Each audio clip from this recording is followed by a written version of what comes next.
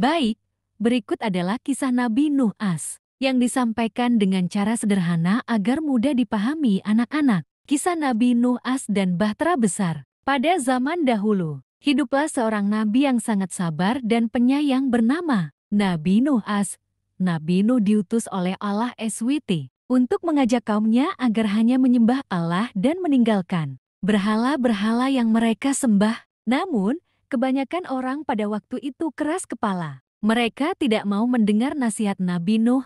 Bahkan, mereka mengejek dan menertawakannya. Meski begitu, Nabi Nuh tetap sabar dan terus mengajak mereka kepada kebaikan selama ratusan tahun. Perintah membuat bahtera besar. Karena kaumnya tetap menolak, Allah SWT memberitahu Nabi Nuh bahwa akan ada banjir besar sebagai peringatan untuk orang-orang yang tidak mau taat. Allah memerintahkan Nabi Nuh untuk membuat sebuah bahtera besar kapal. Nabi Nuh pun mulai bekerja membuat kapal bersama orang-orang yang beriman kepadanya. Orang-orang yang tidak percaya terus mengejek Nabi Nuh. Untuk apa kapal di daratan seperti ini? Tidak ada air di sini.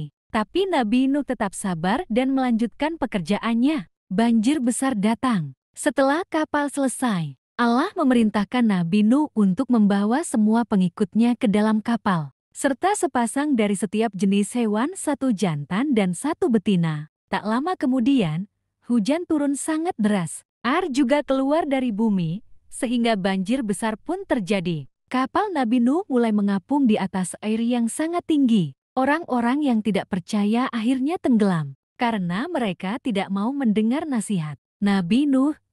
Salah satu yang tenggelam adalah anak Nabi Nuh sendiri, yang tidak mau ikut ke dalam kapal. Nabi Nuh sangat sedih, tapi Allah mengajarkan bahwa kita harus taat kepadanya di atas segalanya. Setelah banjir berakhir, banjir besar berlangsung lama. Namun, Allah SWT akhirnya menghentikan hujan, dan air mulai surut. Kapal Nabi Nuh mendarat di sebuah gunung bernama Gunung Judi.